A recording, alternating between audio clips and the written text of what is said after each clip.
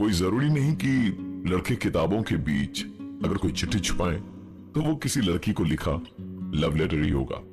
किताबें जो होती है ना, वो जिंदगी का अलग ही मतलब सिखाती है। किताबों की अपनी अलग दुनिया और अलग जुबान होती है। कभी गए हैं आप इन किताबों की दुनिया में? विनय को किताबें पढ़ने और घूमने फिरने का बहुत शौक था। उसने चंडीगढ़ के सेक्टर 15 मार्केट से एक पुरानी सेकेंड हैंड किताब खरीदी। दिन भर का काम खत्म करने के बाद उसे रात 12 बजे के बाद ही वक्त मिला किताब को पढ़ने का। उसने टेबल पर बैठकर नाइट लैम्प जलाया। किताब पढ़ने के लिए वो खोल ही रहा था कि उसमें से कागज का एक टुकड़ा नीचे गिरा। विनय ने कागज का टुकड़ा उठाया तो देखा कि उसमें कुछ लिखा था। लैम्प की रोशनी में विनय ने उसे पढ़ना शुरू किया। मेरा नाम अमित है, मैं यहां दार्जिलिंग घूमने आया, पर पीक सीजन होने की वजह से किसी भी होटल में मुझे जगह नहीं मिली। टैक्सी ड्राइवर ने कहा कि आप यहां से 10 किलोमीटर नीचे चून भट्टी चले जाइए, वहां आपको लॉज जरूर मिल जाएगा। मकान नंबर 13 का कमरा नंबर 06 जो मुझे मिला। थोड़ा गंदा है पर रहने को जगह मिल गई, वो क्या कम है। आज मैं पूरी रात सोया नहीं। इसका कारण मेरे कमरे के बाहर में कुछ लोग बैठे बतौलेबाजी कर रहे थे। आज यहां मेरा चौथा दिन है, पर पिछले 2 दिनों में मेरे साथ जो हुआ उस पर यकीन करने को दिल नहीं कर रहा। उस रात जब मैं सोया तो आधी रात गए एक आवाज सुनी। मुझे लगा कोई चूहा वगैरह होगा तो मैंने ज्यादा ध्यान नहीं दिया, लेकिन तकरीबन 15-20 सेकंड्स तक जब वो आवाज लगातार आती रही तो मैंने उस आवाज को ध्यान से सुनना शुरू किया। वो आवाज मेरे बगल में पड़ी टेबल से आ रही थी। मैंने तुरंत नाइट लैम्प जलाया तो देखा, जहां तक मुझे याद है मैंने पानी पीकर ग्लास टेबल के बीचों बीच रखी थी और लाइट जलाते वक्त मेरा हाथ भी ग्लास या टेबल से टकराया नहीं था। आखिरकार ये हुआ तो हुआ कैसे? चंडीगढ़ के सेक्टर 15 की किताबों की दुकान से विनय ने एक किताब खरीदी जिसमें उसे अमित नाम के एक लड़के की चिट्ठी मिली। उस चिट्ठी में उसने लिखा था कि वो दार्जिलिंग घूमने तो गया था, लेकिन उसे वहां रूम नहीं मिला बोलकर वो दार्जिलिंग से 10 किलोमीटर नीचे चून भट्टी में रहने गया। चून भट्टी के उस लॉज में अमित के साथ हुए कई सारे हादसे जिनका जिक्र उसने इस चिट्ठी में किया था, पर वो एक आखिरी हादसा जिसके बारे में वो लिख रहा था पर पूरा नहीं लिख पाया उसे। चिट्ठी की आखिरी लाइन थी, कोई मुझे खींच रहा है, शायद ये वही आवाज। अरे यार, एक आखिरी लाइन लिख देता तो। कुछ ऐसा ही महसूस कर रहा था विनय, और चिट्ठी की कहानी को पूरा जानने के लिए वीकेंड पे पहुंचा चून भट्टी। मकान नंबर 13, कमरा नंबर 06। रूम सर्विस वाले के जाते ही विनय ने कमरे का एक एक कोना छान मारा। उसे कहीं कुछ नहीं मिला, ना ही उस कहानी का बाकी हिस्सा, ना ही कुछ और जिससे वो पता लगा सके कि आखिरकार अमित के साथ हुआ क्या था। सुबह के 4 बजे तक विनय जाग रहा था कि अब कुछ होगा, अब कुछ होगा, पर सिवाय सवेरा होने के कुछ भी नहीं हुआ। अपनी ही बेवकूफी पर हंसने लगा विनय कि वो कागज के एक टुकड़े को पढ़कर यहां चून भट्टी तक आ गया। सुबह तो हो गई, पर आज की रात बहुत कुछ लाने वाली थी अपने साथ। फिर से जब 3 बजे तक कुछ नहीं हुआ तो विनय गुस्से में सोने चला गया। आंख लगते ही विनय को एक आवाज सुनाई दी।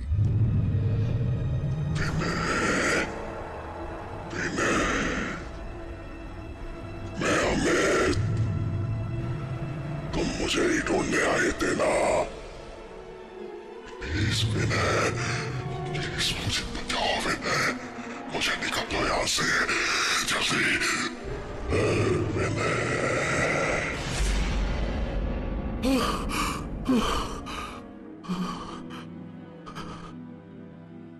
जिस अमित को वो जानता भी नहीं था, विनय ने ना सिर्फ उसकी आवाज सुनी बल्कि उसका चेहरा भी देखा। इस सदमे से वो बाहर निकल ही नहीं पाया था कि अपने कमरे के बाहर उसने एक आवाज सुनी। दरवाजा खोला तो बाहर कोई नहीं खड़ा था।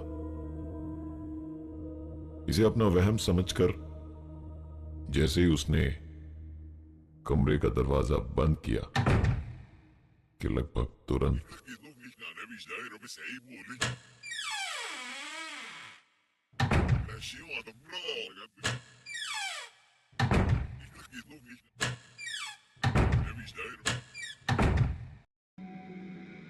विनय एक किताब पढ़ रहा था जिसमें उसे 2 पन्नों की एक चिट्ठी मिली, जिसमें चून भट्टी के एक लॉज का जिक्र कुछ यूं था कि उस चिट्ठी के राइटर अमित को खोजता हुआ विनय चून भट्टी के उस लॉज के कमरे नंबर 06 में पहुंच गया। अभी एक सपने से उसकी नींद टूटी ही थी कि उसने अपने कमरे के दरवाजे के बाहर कुछ आवाजें सुनी। इन आवाजों से डरकर विनय ने रात को ही अपना कमरा बदलवा लिया। कमरा नंबर 06 से उसे मिला कमरा नंबर 05। कमरा नंबर 05 में जाकर विनय ने ओढ़ने के लिए जैसे ही चद्दर तानी कि उस चद्दर के बीच में से कुछ गिरा। विनय ने उठाकर देखा तो वोटर आईडी कार्ड था और उस पर नाम लिखा था अमित सिंह। विनय को यकीन नहीं हो रहा था कि उसने सपने में जिस अमित को देखा वो यही अमित था। कुछ तो गड़बड़ जरूर थी इस लॉज में, जिसका विनय को पक्का यकीन हो गया था। उसने सोच लिया कि सुबह होते के साथ ही वो यहां से चेकआउट कर लेगा और नहीं चाहकर भी सोने का प्रयास करने लगा। उसकी आंख लगने ही वाली थी कि उसने अपने सपने में सुनी आवाज को इस बार सपने में नहीं, हकीकत में सुनी।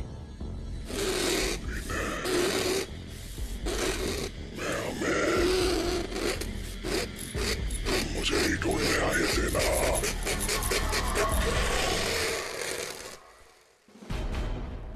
विनय बिस्तर से उठकर उस आवाज का पीछा करने लगा, पर वो आवाज मानो जैसे विनय के साथ खेल रही थी।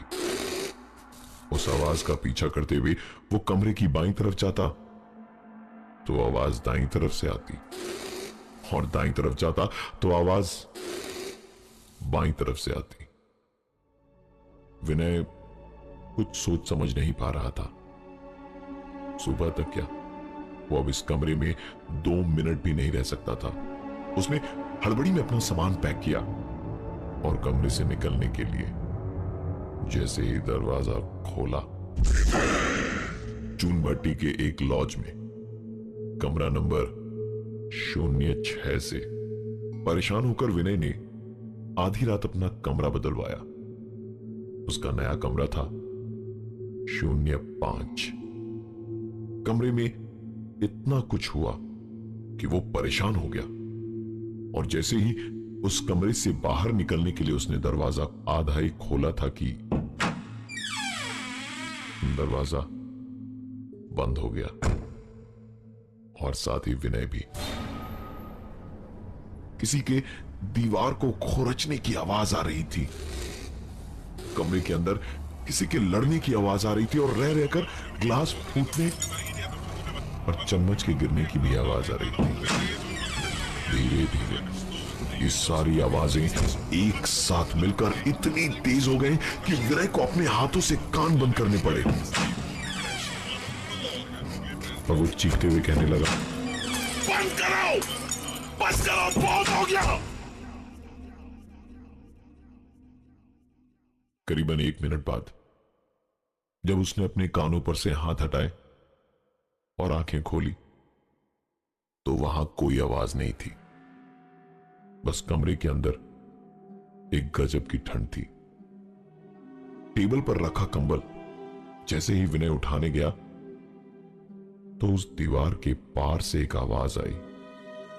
विनय ने दीवार से अपना कान लगाया ताकि वो उस आवाज को साफ साफ सुन सके।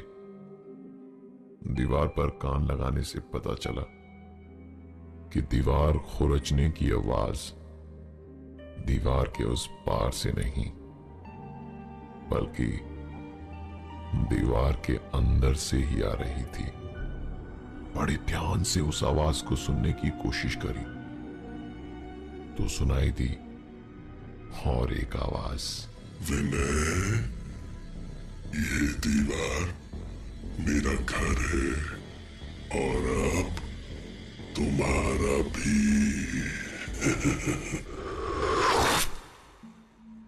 सर आपकी सर सर अमित को गायब हुए 6 महीने और विनय को गायब हुए 3 महीने हुए हैं।